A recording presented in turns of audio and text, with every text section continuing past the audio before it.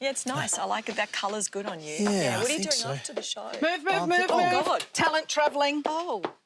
Evie's on a mission. Oh, wow. All right, we better get out of the way before she comes back. Yeah.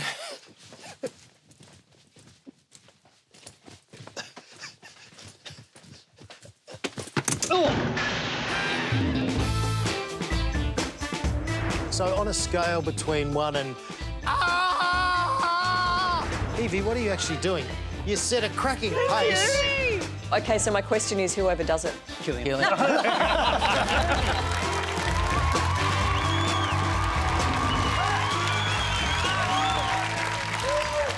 are watching the House of Wellness. I'm Melissa Doyle. This is Shane Crawford. Thank you very much. Tonight's show is brought to you by the letter B because we've got Boy and Bear and Bobsled Bree and Mel Doyle. Oh, we've also got Evie Jones and Dr. Ahmed Yes. Hey, guys. Now, Evie Does It is all about trying new things, and you've been tearing it up backstage, so what's going on? I've never really counted my steps before, but I've got a very exciting update for each and every one of you about your daily target. Dr. Ahmed, what's Yes? on our medical this week? Well, if you've ever wondered why your knees might be clicking or popping, I'll be investigating the case of the nasty, noisy knees. Oh. Oh, there you go. Do you get clicky knees? I get clicky knees at times, yes. Hey, Netflix. we are looking forward to that, but we're looking forward to Mel going around the world with all the news. It's Mel Doyle.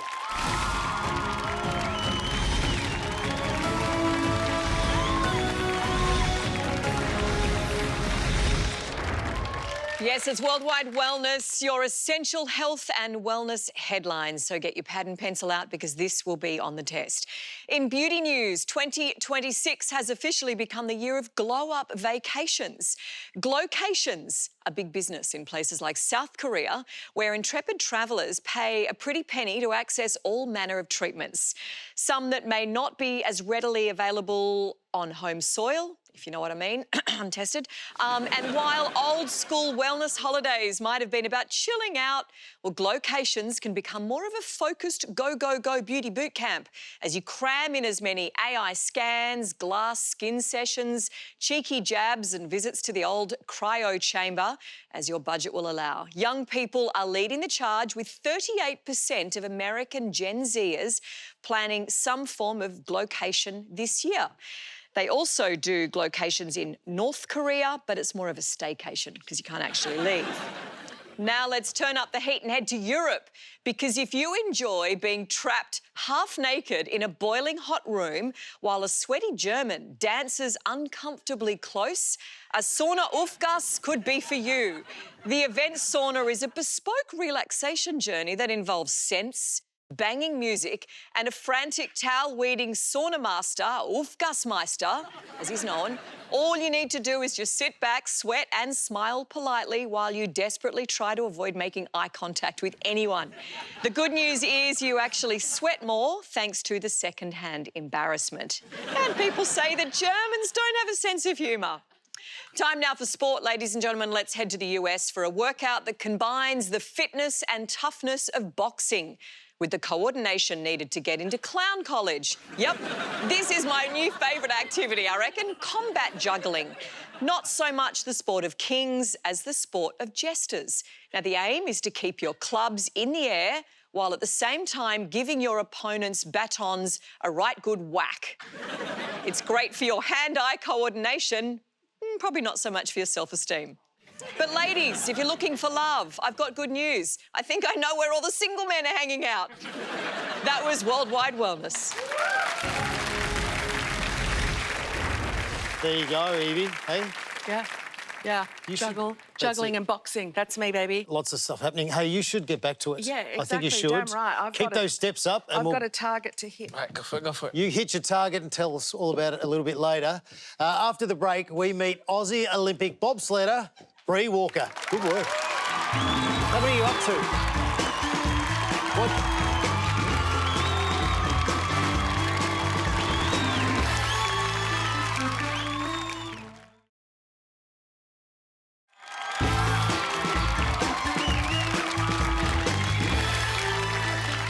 Well, our next next guest is a two-time Olympian and multi-gold medal winning world champion in the unlikely sport of bobsleigh. So to tell us how a kid from Victoria's beautiful Yarra Valley ended up in the mountains monobobbing, it's Bree Walker. Hey. Super excited to have you here. We're going to talk monobob. You are number 2 in the world. Yes. How fast do you go? No, how crazy are you? Yeah, that's actually a very good point. That's a very complicated question. How fast we go on average about 120 to 130 kilometres an hour. The fastest speed I have gone is 140. Wow. How do you steer something like that? Or are you just holding on? It's like a go-kart system, so we pull back and forth on D-rings. What does a mono sled weigh? It weighs around 170 kilos. So in the monobob, I'm pushing 170 kilos myself. So in the two-man, I love it when I have a brakeman there to help me. So on a scale between 1 and... Ah! How terrifying is it? Because that's scary stuff. Look, when I first started, it was a bit closer to the but yeah, now it's about a 5 out of OK. What is it you love about it? Like, what has gripped you? I think definitely the speed. I just love speed, but I also love competing, and I just love it. It sets my soul on fire, and yeah, it's the best.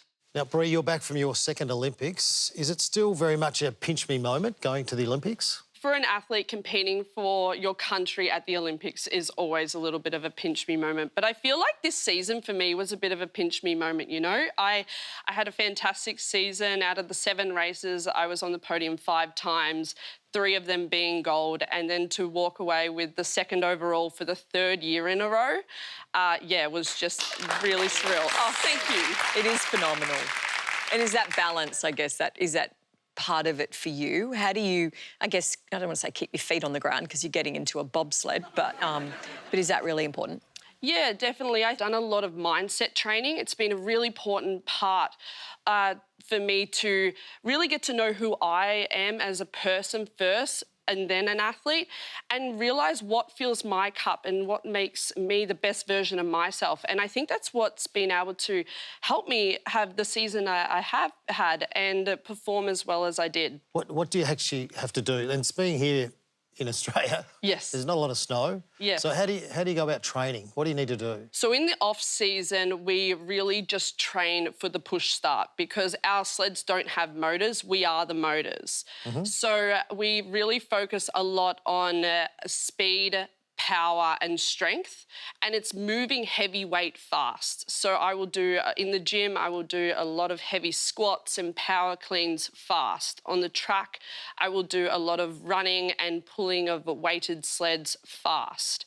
And so that's the kind of training on the ground here in Australia that I can do until I go off overseas where I can get on the ice. Let's be honest, winter sports, just going to the snow is not exactly an inexpensive exercise. How did you get everything together in the start?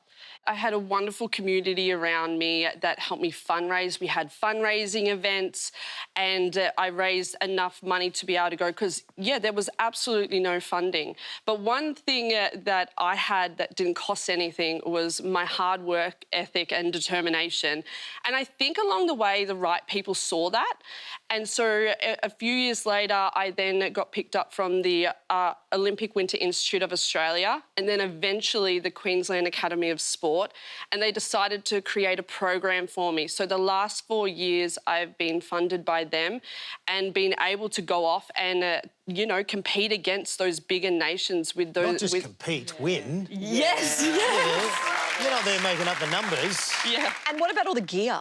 Yeah, that's extremely expensive. You know, our sleds can cost around 60,000 euros and you're doing the math on that, that's around 100,000 Australian dollars. So it's extremely expensive. And then obviously with cost of travel, accommodation, all our equipment and a uniform that we need in order to be able to make our sleds run and compete. And you were telling me earlier, I loved, we were mentioning gear, gathering everything from op shops, like all the clothing in the beginning that you had to get. Yes, we had to get op shop snow gear, and then to compete we actually use hand-me-down Canadian race suits and old sleds to be able to get this whole thing kicked off. So in the beginning, it was very rogue, but yeah, over time, we slowly pulled it together, and we are the team we are today. And can we have a look at your hands? Because you've got some amazing rings there. You've got the Olympic rings. Beautiful. Excellent. How do I get my hands on one of those? You have to go to the Olympics, Crawf. As a supporter, or I have to actually be a participant? You are fabulous. Thank you. So proud of you, everything that you've achieved. World champs and obviously at the Olympics. So Thank we you. think you rock. Thank you. Big round of applause for Bree Walker. Thank you. Yes. All right. After the break, we find out why Evie's been putting in the hard yards around the studio. She's been walking all around.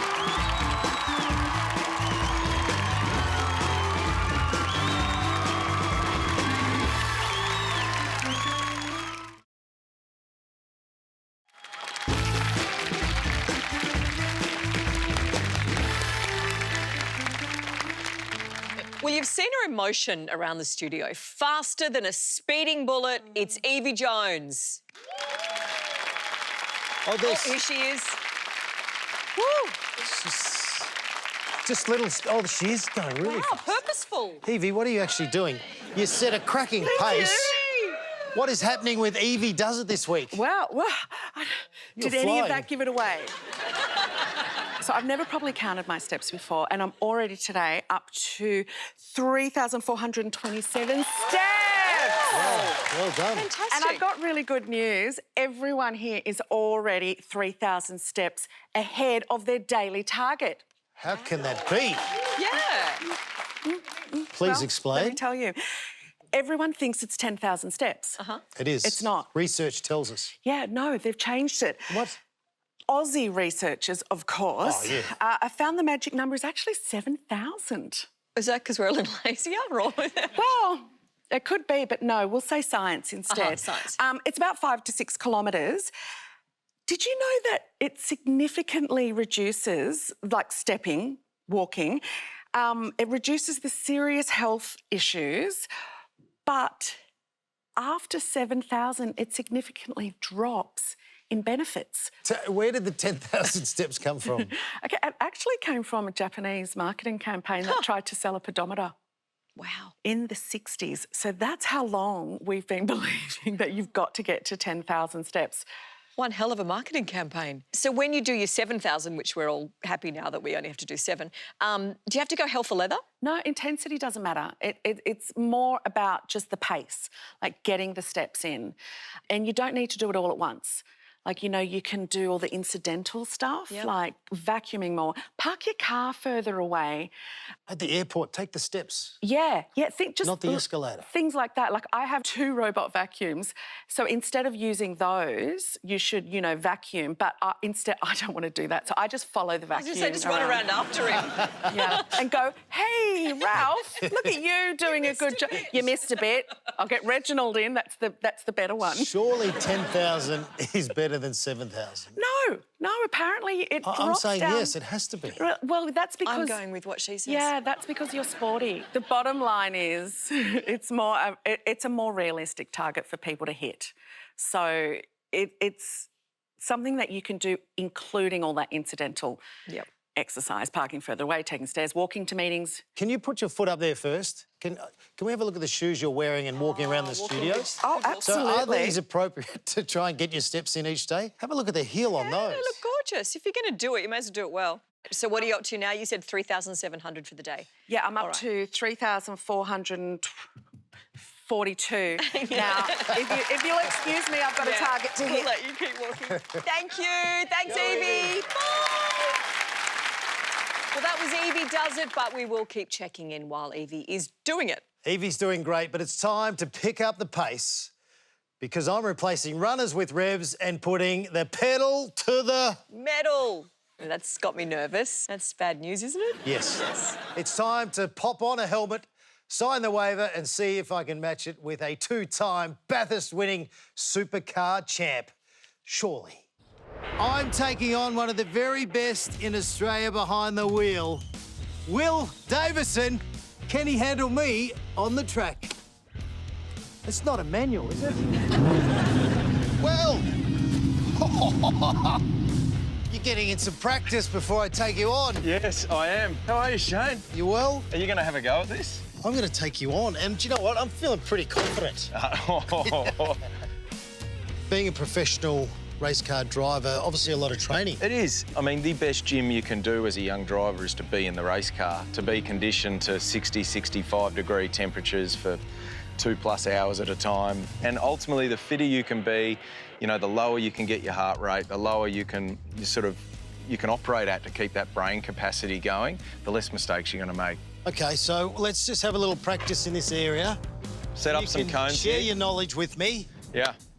And then we'll get out onto the big track.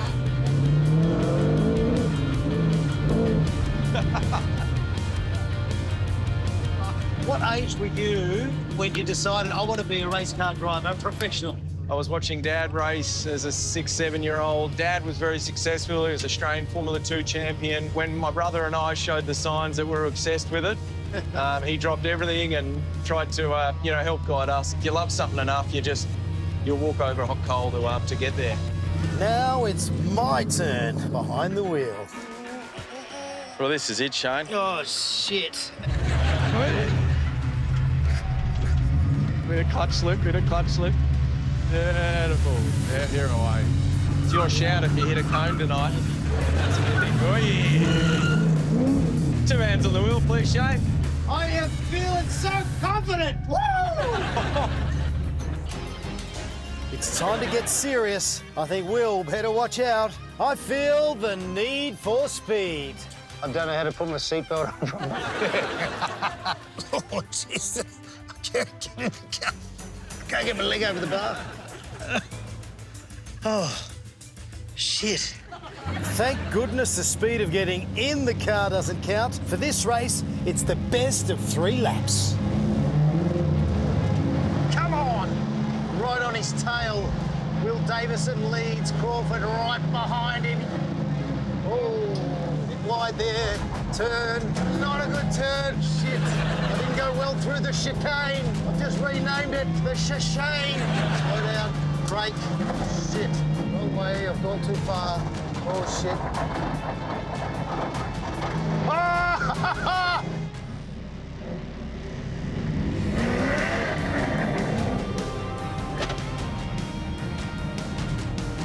You're going down!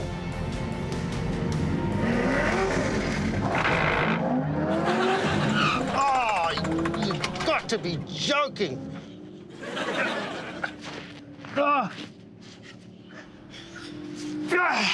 No! No!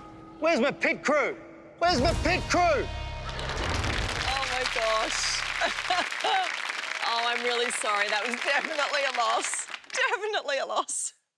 Yes. You've had a few That was you've had a loss. few wins. Do you know what? I've never been so scared. Really? I cannot believe they let me have a car to go around the track. And I'm driving, going as fast as I can down the straight, thinking, oh, I hope my brakes are going to work. But Will was magnificent. Will's super fit. Yeah. You know, he's been driving go-karts since a very young age. He loves doing triathlons in his spare time to make sure he's physically and mentally fit. And I was useless, like officially useless. I haven't driven a manual for a while, actually. It was a bit of fun. Yep. That was really good. Big thanks to Will. How good was he? Yeah, Looking massive after you. thanks to Will. He We brought really you back appreciate alive that. in one piece, He and that's all that did. mattered. After the break, we've got Detective Ahmed with a medical mystery.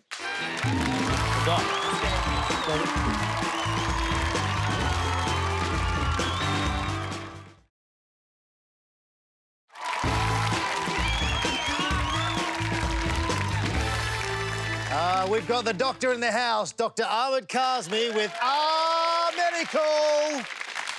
Now, during the break, we were all having this discussion, weren't we? We could hear a mysterious clicking sound.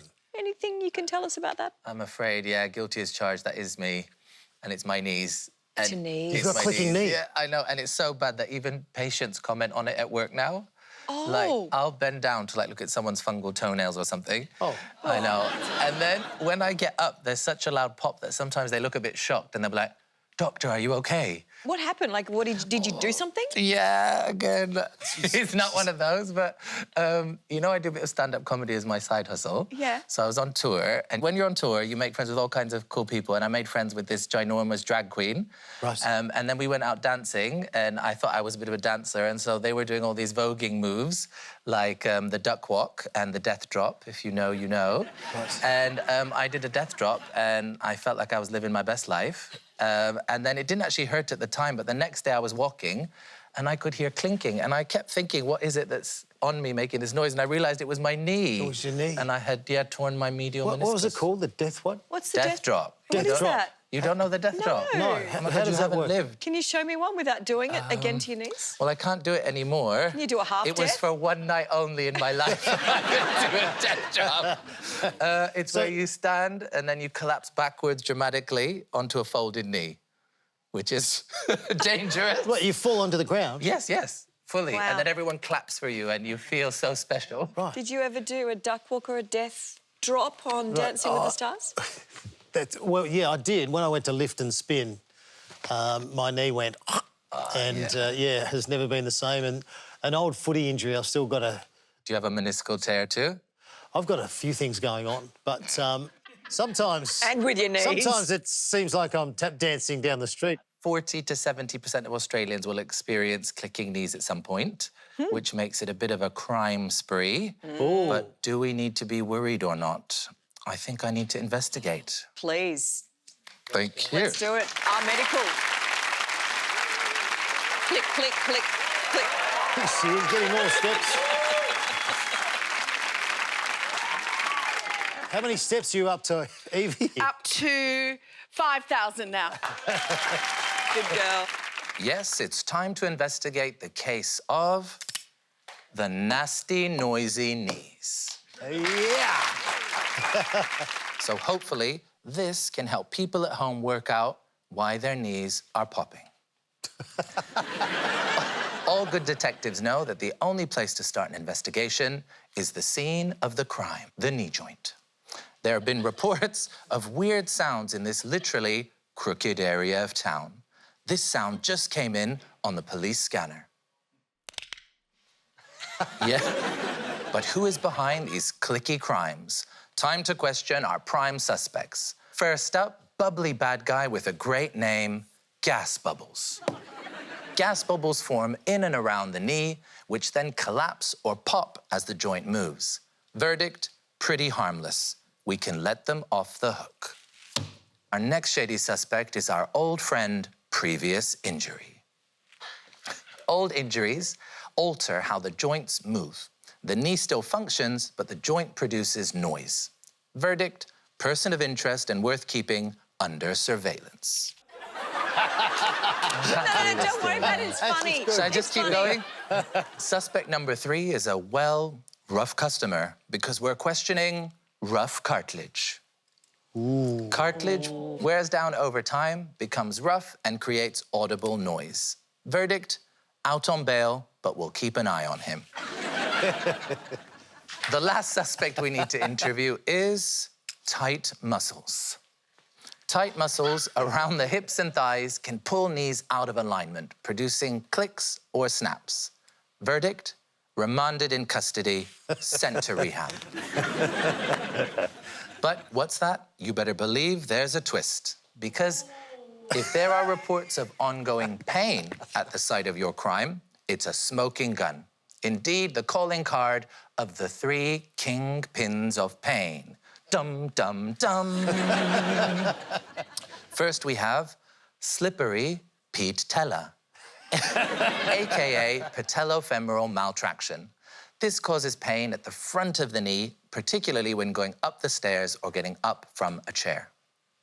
Then we have Miss Minnie Sus, our femme fatale, a.k.a. meniscal tear, characterized by locking and catching of the knee, also associated with pain at the anterior joint line. Finally, we have Don't Give Way, a.k.a., well, I think the medical term is your knee is a bit stuffed. The big boss of knee crime, specializing in nasty cruciate or collateral ligament tears. So if you're experiencing pain with your pop, you might be dealing with one of these three bigwigs, and you, my friends, need to throw the book at it. By which I mean, you should see a doctor. Now, I declare the case of the nasty, noisy knees officially closed.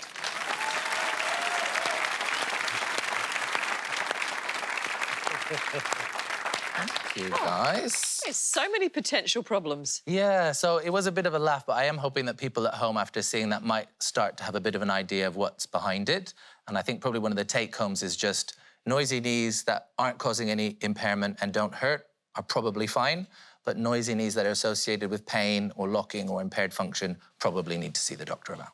I hope that helped all the clicky knees. Thank you very much, Our Medical. Thanks, Dr. Ahmed.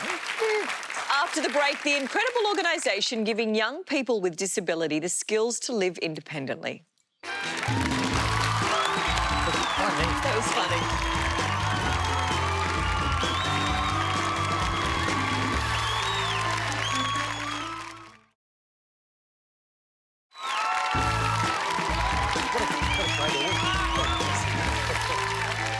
Now, Mel, we're going to talk about something that's close to your heart, Steps Pathways College. Yeah, absolutely. It really is, because while finishing school can mark the start of a real independence, that path isn't always clear and straightforward for our young people with autism and disability. So we are joined tonight by Steps founder, Carmel Crouch, and one of the first students at Steps Pathways College, Tom Amarena. Thank you both for joining us.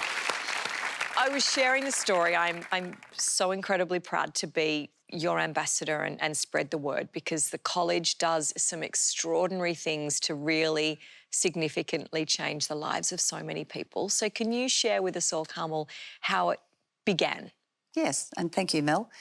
We love having you as our ambassador, so we're really grateful. Thank you. Yeah, look, the organisation started nearly 4 decades ago, so we've always been in disabilities. However, that passion led to the issue that I have personally, which is that I have a son with a disability who's 53 and still lives at home. So I kind of figured that there had to be a better way for young people to learn to live independently, and that was never going to be having their parents tell them how to do it. So the community helped us build a boarding college, and that boarding college is the only one in Australia. Actually, it's the only one in the world. And Tom, of course, was our poster boy when we first started. Poster boy, that's right. Poster boy, Tom, good. Poster boy. Yes. Mm. So he spent a lot of time on television. And so how does the college help with the transition? They spend 2 years in our boarding college. We've got a beautiful 3.5 hectare property on the Sunshine Coast. 2 young people to every unit, and they learn every single thing from the time they get up in the morning till the time they go to bed. They're being taught how to do something and learning how to do something. It's not just about cooking and cleaning, but it's about learning how to live well and being in a position where by the time they're finished the 2 years, then they've done a transition out.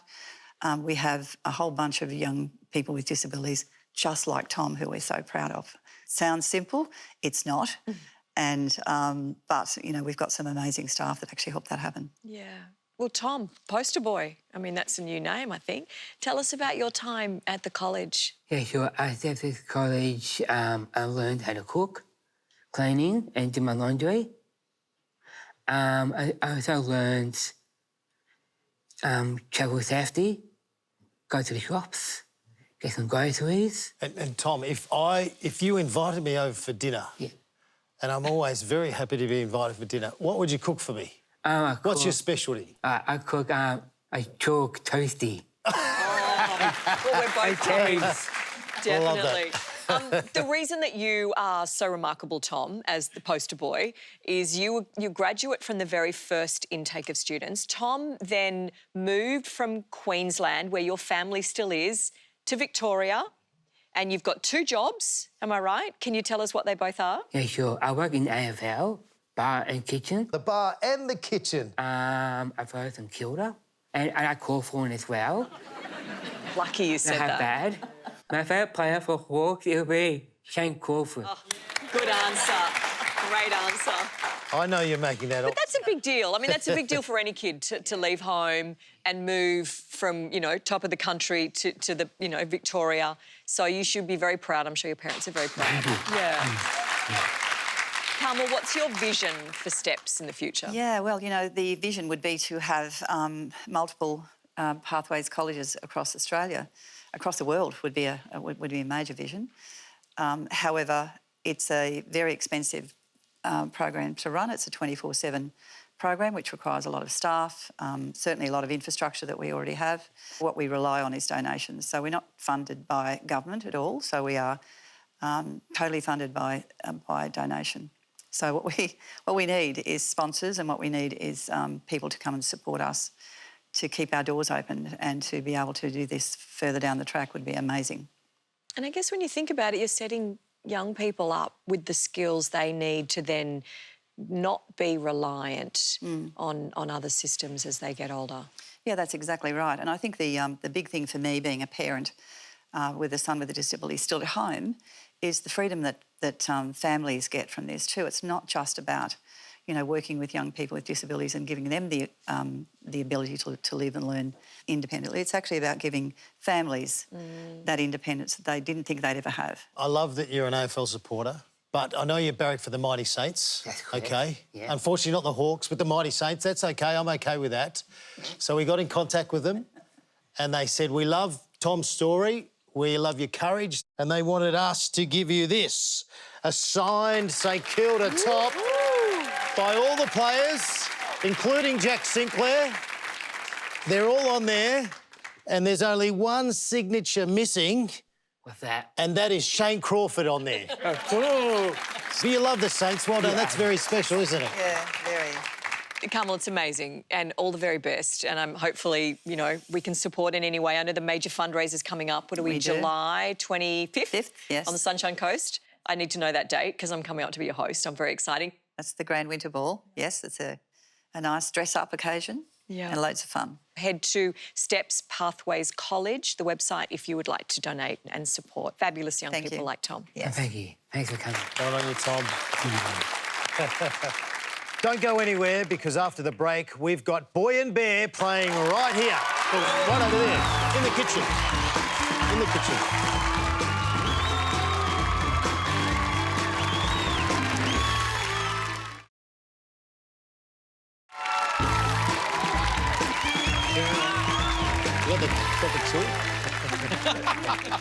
Boy and Bear have been a fan favourite of Aussies on the music scene for more than 15 years. And they came out of the gates hot with their debut album going platinum and scoring 5 ARIAs. Well, now the boys, 5 of them.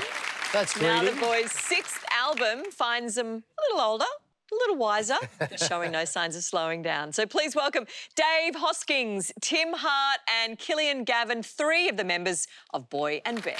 Yeah. Welcome, welcome.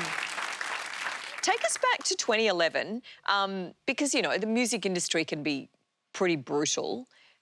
What did it feel like for you guys to suddenly, when you say suddenly, I'm sure it was a long time coming, but for everyone else to pick up on what you've been putting down? I feel like it was this moment of being like, oh, my parents will be proud of us finally, you know? Like, because you'd spend a long time going, no, I want to keep at this. Like, it's going to happen. But obviously, usually it doesn't happen. But we sort of found ourselves in a lucky spot, you know, where it sort of did. It's always a bit tough, you know, trying to sort of establish yourself. But, Dave, it was a bit of a tougher journey for yourself? Yeah, I mean, the first 5 years was fine, and then I started getting quite sick. And no one knew what was going on. It was sort of neurological and cognitive and energy. And then, eventually I found my way to the gastro and was treated with a regular fecal transplant, which really changed the game for me. And then I had another doctor introduce me to, sounds kind of weird, but it's like a fancy laser that stimulates cells. Yeah, great. And so I didn't have to do the transplants as regularly. Sorry, what does a laser do, though? Like it zaps you, or is it like... It's hard to explain, but essentially it's a technology known as photobiomodulation, and our cells can convert those wavelengths of light to energy. So it doesn't take long. I have the laser and I pop it on my gut kind of 5 or 6 times, and it takes about a minute, and then I'm good to go. And then the path back to performing again and then back on the road. Did that take a while? Yeah, there was definitely a period of time where I think we had to find the sort of treatments that could be sustainable for you to allow us to travel. Yeah. But the laser was a big help. Although the laser, when you go through TSA, they asked every time, is that a taser? Yeah. Not a laser, a taser. Yeah. And your 6th album is Tripping Over Time. So how has your music changed over time? Has it changed? I think we're just still like the kids that we were at the start, where we feel fortunate to be making records and hanging out. And I think whatever we're interested in that year, we'll write music about. Clearly, you guys have been together a long time. Things are going well for you. So we thought we might see if we could drive a wedge in the middle of all of that for some fun. OK. With some curly questions. So feel free to point at the culprit when I ask these. So you have a tradition called Kelly style. What is that? We had a wonderful guitar tech that worked with Paul Kelly for a long time, and he introduced us to the concept. And essentially it was just, when there's food or anything around, you have to share it, and that was Kelly's style. So, yeah, it's a nice culture within the project. So you're allowed to reach over and take from his meal and from his meal. somewhere you pinch food from one another's plate? 100%. Wow. OK, so my question is whoever does it. Killian. I was defensively pointing at I pointed to you. it's fine. You're done. Yeah. On tour, who keeps the bromance alive? Tim. Really? Oh, I'd like to, I'll give anyone a hug. Sometimes if You're a hugger? I'm just like tired and a bit like, I just walk up to Tim and I'm like, and I get this massive hug and I bury my head and like, That's nice. yeah, he loves, he gives top level hugs. Who's the last person on the tour bus? Your brother. Yeah, my brother John's a keyboard player and he's just notorious for being a horrible time manager. Horrible. Well, he's not here, so you can dob him in. Yeah. So Boy and Bear, who hibernates the most? He does. Yeah. Constantly. Yeah, I do. Constantly in hibernation. Oh, you're fantastic. Well, we're so excited that you are here for a chat, but also to perform. So hopefully you're cool with the kitchen. Yep. Great acoustics in a kitchen. I mean, who doesn't know that? So that's going to be wonderful. So I'm going to let you head on over and get ready. But if I can ask everyone, please put your hands together. Round of applause for Boy and Bears, Dave, Tim and Killian. Thank you, guys. And keep it going for Dr. Ahmed Kazmi and Evie, who's still cranking up the steps. Taking your shoes off. Does that mean you hit your step count? I knew those shoes wouldn't be good for walking. I hit my... Did you hit your step count? I hit it hard. Good girl. OK. Yeah. Excellent. And it wasn't that hard. 7,000. Yeah, I'm done. Did you hear your knees clicking? Because I can get the board out again. All right, well, we have Boy and Bear here in the kitchen. Their latest album, Tripping Over Time, is out now. Plus, you can catch them live around Australia from the 1st of May. So now here is Boy and Bear with Roses. Woohoo! Woohoo!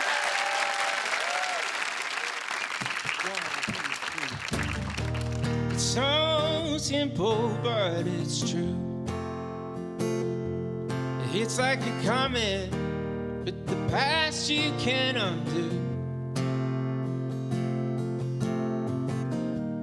And I might be on my own with this, but nobody knows it. It's the life force to exist. Won't you bury me down where all of the roses will grow? 'Cause baby, you know me too well. And it takes some time to try and understand it. To understand that baby, you know me too well. And I feel misunderstood.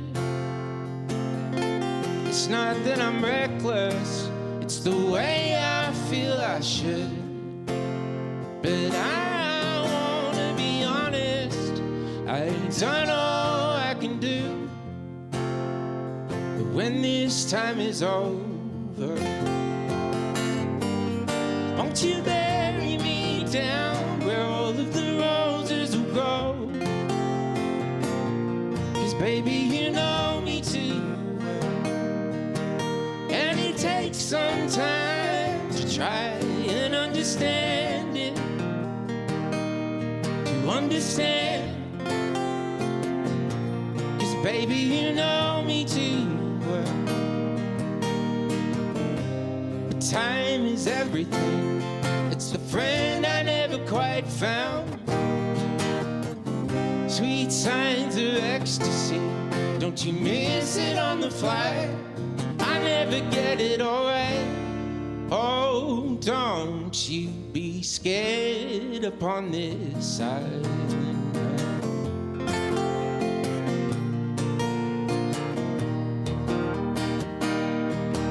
Won't you bury me down where all of the roses will grow? 'Cause baby, you know me too well, and it takes some time to try and understand it, to understand. But baby, you know me too well. Straight in for a hug. Straight in for a hug. Straight in for a hug.